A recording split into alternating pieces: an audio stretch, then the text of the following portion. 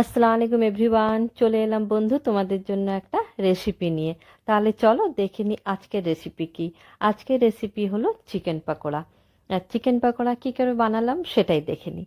প্রথমে boneless chicken নিয়ে ছোট ছোট করে পিস করে ভালো করে ধুয়ে জল ঝরিয়ে নিয়েছি। তারপর তাতে দিয়ে দিচ্ছি আদা রসুনের পেস্ট, আর স্বাদ অনুযায়ী নুন, জিরে গুঁড়ো, ধনে গুঁড়ো, লঙ্কা গুঁড়ো আর গোলমরিচের গুঁড়ো। আর ঝালটা তোমরা তোমাদের মতন করে দিও, যে যেমন ঝাল খেতে পছন্দ করো। তারপর দিয়ে দিচ্ছি অর্ধেকটা পাতিলেবুর রস। যেহেতু চিকেনটা অল্পই আছে তাই অর্ধেকটা দিয়েছি। চিকেন অনুযায়ী পাতিলেবুর রসটা দিতে হবে, ঠিক আছে। এবার দেব একটা ডিম। এবার একটা ডিম ভেঙে দিয়ে দিচ্ছি এতে। আর ডিমটা দিয়ে খুব ভালো করে মাখিয়ে নিতে হবে পুরো চিকেনটার মধ্যে। এই যে দিয়ে দিয়েছি ডিম। এই যে ডিম দিয়ে এটাকে খুব সুন্দর করে মাখিয়ে নিতে হবে, যাতে সমস্ত মশলা, লেবুর রস, ডিম মানে সব কিছু যাতে চিকেনের মধ্যে খুব সুন্দরভাবে মিশে যায়।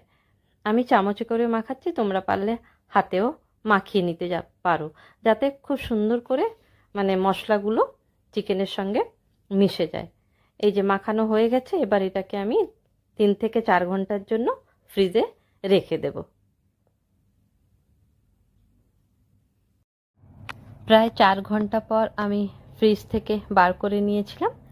আর তারপরে 3 থেকে 4 চামচ এই কর্নফ্লাওয়ার দিয়ে ভালো করে মিশিয়ে নিচ্ছি, যাতে প্রত্যেকটা চিকেন পিসের সাথে সুন্দর করে মিশে যায়। ভালো করে মাখিয়ে নিচ্ছি। আর আমি যেহেতু চামচে করে মাখাচ্ছি, তোমরা পারলে হাতে করে মাখিয়ে নিতে পারো। মানে মোটামুটি যেন প্রত্যেকটা চিকেনের সাথে, চিকেন পিসের সাথে কর্নফ্লাওয়ারটা খুব সুন্দরভাবে মাখানো হয়। এদিকে তেলটাও গরম হয়ে গেছিল, আমি পাকোড়া ভাজতে শুরু করে দিয়েছি।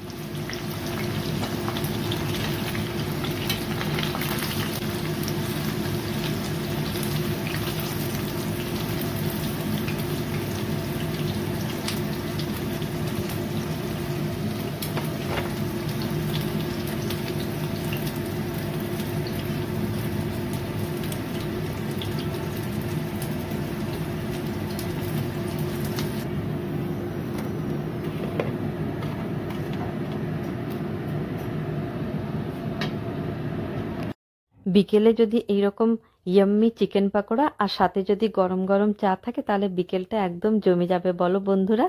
আর আজকের রেসিপি যদি ভালো লেগে থাকে তাহলে লাইক, শেয়ার, কমেন্টস আর পাশে থাকতে ভুলো না কিন্তু বন্ধুরা। তাহলে আজকে আসি, আবার নতুন কোনো ভিডিওতে তোমাদের সঙ্গে দেখা হবে খুব তাড়াতাড়ি। ততক্ষণ তোমরা সবাই খুব খুব ভালো থেকো আর সবাইকে ভালো রেখো। তাহলে আসি, টাটা, আল্লাহ হাফিজ।